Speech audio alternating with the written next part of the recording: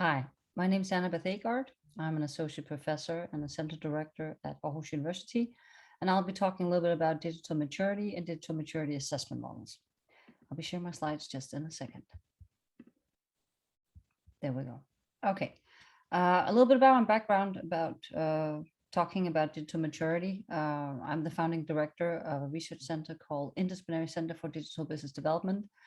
This is really a research center that tries to bridge between digital technologies and business development, but in a sustainable fashion. So we try to combine both engineering and business social science in trying to solve different research tasks and project tasks in exploring how we can leverage value through digital technologies in business. All of this research, all of our models, all of our case studies have been made available and free on dbd.au.dk, which is our e-learning platform, and you're more than welcome to go and access all of this material. We're 80% funded through Horizon 2020 projects, primarily in the area of IoT and other digital technologies, but also national foundations emphasizing particularly the business elements of digitization. Most of my research is published in business social science journals like Journal of Product Innovation Management, Journal of Cleaner Production, but I also have published quite a bit in IEEE because the center does a lot of research in the interdisciplinary field of digitization. Apart from that, I have 20 years of experience working as a strategic advisor for large corporations in Denmark. And all of this great knowledge, both from research and from these collaborations, I have published through public and scientific papers, but also 15 handbooks. The latest one called Digital Business Models, Driving Transformation and Innovation has been published on Palgrave Macmillan. So what is digital maturity? The topic of today. The way it can be explained is how organizations systematically prepare to adapt consistently to ongoing digital change. So by using this definition, we draw on sort of the psychological definition of maturity in the sense that we want to look at the learned ability to correspond or respond to the environment in an appropriate manner. Generally, when we look at the existing maturity models, they typically provide a normative description of practices and where you typically rate or rank different dimensions of digital maturity from low to high or from 0 to 5. There are different ways of capturing a digital maturity and assessing it both qualitatively and quantitatively, but typically there's some sort of scoring method for maturity assessment that is applied in most of the models that we see today. Looking at digital maturity, we definitely also see that a lot of the evidence points to the direction that firms with a higher digital maturity earns superior corporate performance. And that, of course, puts the emphasis on how can we support digital maturity so we can also ensure that companies better leverage the full value potential of digitization.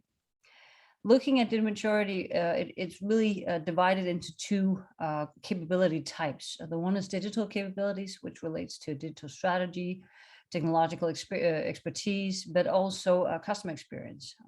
But it's also related to leadership capabilities and governing the organization, handling the change management, but also ensuring a digital culture. However, trying to leverage superior performance through digital interventions also contains a number of challenges.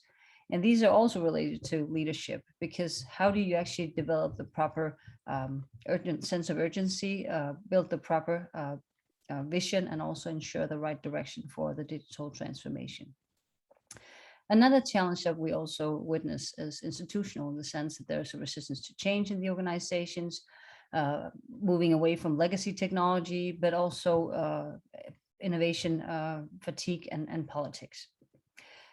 One thing that is really interesting to look at with digital maturity is that it has an impact on technology adoption. A lot of the research that we're seeing over the years have presented digital maturity as a result of a continuous and ongoing process of technology adoption. So if we can figure out how to increase digital maturity, then we can potentially also create the foundation for more effective technology adoption. So the potential of digital maturity in that concept is quite interesting. As mentioned before, there are a number of barriers that need to be attained to. I will not point to all of it, but there's quite extensive research on the barriers to leveraging digital values. And everything from implications of working in existing operational architecture to lack of assessment of the risk and interventions, but also brownfield systems, and also moving beyond the dimension of technology, trying to figure out how to use and find the proper frameworks to assist in the digital transformation. Looking at the models that we see today in assessing digital maturity, they are quite established, well established in management, and a number of the large corporations and particularly the consultancies have started developing new types of maturity assessment models. These maturity models can be applied both as an assessment tool, but also as an improvement tool, because by assessing the different levels of digital maturity, you will also, of course, discover which areas need to be developed further to fully leverage the digital value of your digital transformation. So how do we build our digital maturity assessment tool called DMAT? Well, first we did a very extensive literature search and review of both digital maturity as a concept of the specific dimension mentioned in research, but definitely also in the different practice studies and also in the consultancy models. By mapping this existing knowledge, we were also able to identify potential limitations and also other areas to address in assessing digital maturity. So we had identified 6 key dimensions in the digital maturity, built and prototyped and validated the DMAT survey, which is really sort of the backbone to the DMAT tool, and then developed and launched the DMAT online tool about a year ago. We have now tested the DMAT tool on 900 companies worldwide to further validate all of the dimensions, but also specifically the individual questions that are guiding the digital maturity survey. So what are the dimensions that we derived from the literature review and that we have integrated into DMAT? The 6 dimensions are strategy, culture, organization, processes, technology, and customers and partners. And I'll go through all 6 of them. Strategy is one of the key dimensions to digital maturity, and it's also stated by a number of researchers. Strategy is the strongest differentiator of digital mature companies. The study by MIT Sloan Management Review and Deloitte of 3,500 business executives actually showed that digital strategy is the key denominator in digital transformation. Of course, also together with the willingness to commit resources to achieve a digital vision. So strategy and building a digital strategy that supports the digital transformation and in leveraging the full technology adoption is central to digital maturity. Another dimension which is also key is culture. And in this context, we address it as digital culture. So this is seen as both a set of values, practices, and expectations that people have regarding how you interact and act digitally and within the contemporary network society and business, as well as individuals. So culture is definitely also a key aspect that we find interesting, particularly because it's interesting to see how do you actually facilitate digital culture that is conducive to broad and more constant learning and more radical change and fundamental innovation in how you use digital technologies to create value. These 2 dimensions can't stand alone because you need people to ensure that there is a digital transformation. So it's also developing the proper competences, hiring the right people, but also making the you can say organizational transformation and also to the business structure so that you actually have the proper organization to support your digital transformation. So it's typically also quite an extensive rework or further development of your existing workforce. Processes are also central here because do you have the proper processes to both collect and analyze the data? So what is also important here is, have you built in big data analytics capability into your organization?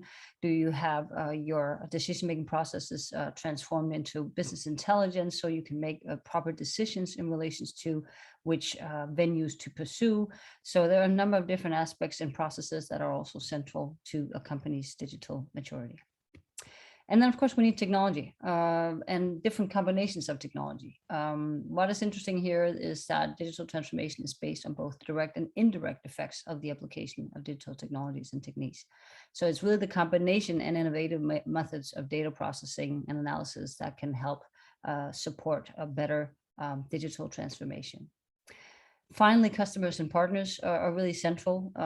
In a recent study, 75 executives indicated that their competitive advantage is not determined internally, but by the strength of partners and ecosystems that they choose to work with. So customers play a key role in digital transformation, and particularly in ensuring that value is co-created in the proper fashion, but also that customers are engaged into that digital transformation process of the company. So this is actually what the DMAT looks like. It is a survey that you access through the dbd.au.dk website. And then you, of course, answer to specific questions within the 6 dimensions. And based on your answers, a spider diagram is being derived. And as you can see from the left-hand side, the blue part of the model is your company, if this was a test. And the gray part of the model is your sector average. So this model can actually also be used for benchmarking towards other companies in the sector.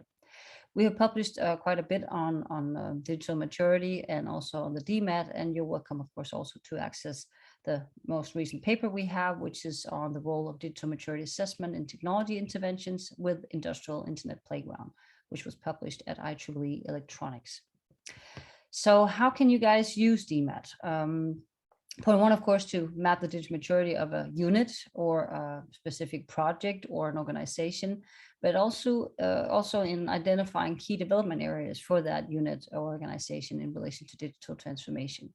Because apart from the spider web, the system also provides a mini report that is derived from your answers, which sort of both states, of course, which level you're on the different dimensions digitally, but also providing specific suggestions of how to develop further.